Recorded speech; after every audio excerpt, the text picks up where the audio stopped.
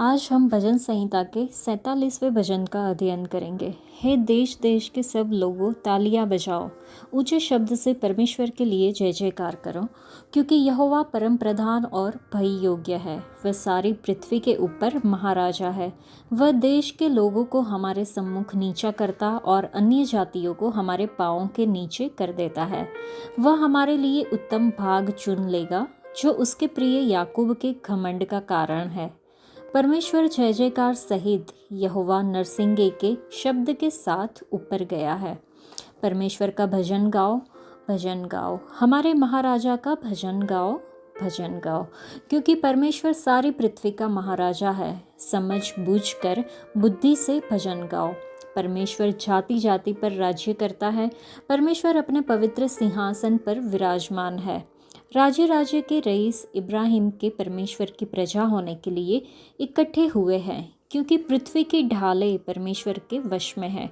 वह तो शिरोमणि है। यह भजन हमें परमेश्वर की प्रभुता का जश्न मनाने के लिए आमंत्रित करती है, जो सभी राष्ट्रों के ऊपर सिंहासनारूढ़ है। यह पृथ्वी पर परमेश्वर के पूर्ण शासन का एक सुंदर अनुस्मारक है, जो हमें उसके शासन में आनंद पाने के लिए प्रोत्साहित करता है। तो चलिए हम उनके राजत्व का जश्न मनाना जारी रखें और दिव्य शासन में आराम पाए, ये जानते हुए कि परम प्रधान प्रभु वास्तव में पूरी पृथ्वी पर एक महान राजा है। 1 से लेकर 4 वचन में परमेश्वर के शासन का जश्न मनाया गया है। भजन की शुरुआत सभी राष्ट्रों से ताली बजाने और खुशी से जय जयकार लगाने के उत्साहपूर्ण आह्वान के साथ होती है। ये पूरी धरती पर परमेश्वर की सर्वोच्चता और उनकी उत्कृष्ट प्रकृति की घोषणा करता है। ये राष्ट्रों पर परमेश्वर के शासन और अपने लोगों के लिए उसकी विरासत के चयन को पहचानता है।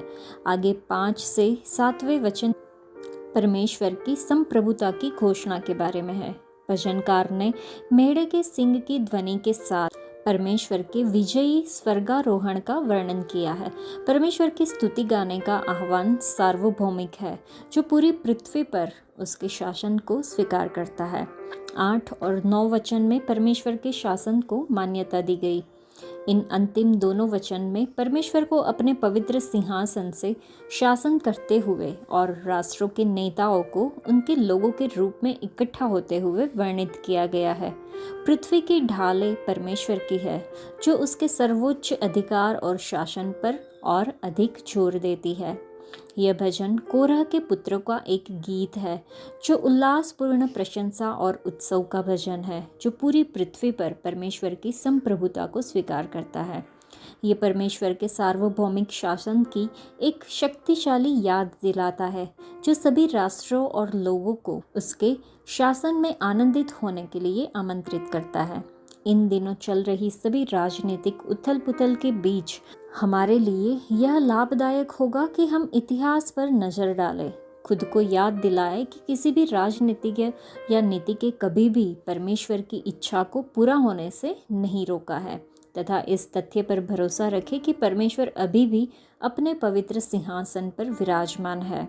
चुनाव और भ्रष्टाचार के बारे में चिंता से ग्रस्त होना आसान है, और ये चीज़ें महत्वहीन नहीं हैं। वे हमारे रोज़मर्रा के जीवन को प्रभावित करती है, लेकिन जब आप दूर से देखेंगे और बड़ी तस्वीर देखेंगे तो आप पाएंगे कि इतिहास काफ़ी उत्साहजनक है। इस्राएल और यहूदा में 20 से अधिक बुरे राजा थे, फिर भी परमेश्वर ने अपना काम पूरा किया। भ्रष्ट यहूदी अधिकारियों ने यीशु को धोखा देने के लिए एक अंदरूनी आदमी को रिश्वत दी, फिर भी परमेश्वर ने अपना काम पूरा किया। रोम के एक गवर्नर पर यीशु की हत्या करने का दबाव डाला गया, फिर भी परमेश्वर ने अपना काम पूरा कर लिया। यहूदी सरकार ने यीशु के पुनरुत्थान को छुपाने की कोशिश की, फिर भी हर किसी को इसके बारे में पता चल गया। सरकारें, राजनेता, राजा, तानाशाह और धनी लोग हजारों वर्षों से गलत काम करते आ रहे हैं, परंतु परमेश्वर अभी भी संसार में व्याप्त अराजकता के बीच अपनी इच्छा को सफलतापूर्वक पूरा कर रहे हैं। जो हमें अराजकता जैसा लगता है, वह परमेश्वर के मन में एक पूरी तरह से व्यवस्थित योजना है। शैतान जीत नहीं सकता, क्योंकि परमेश्वर उसकी सारी बुराई को भलाई में बदल सकते हैं। यही कारण है कि परमेश्वर की स्तुति गाएं, हमारे राजा की स्तुति गाएं।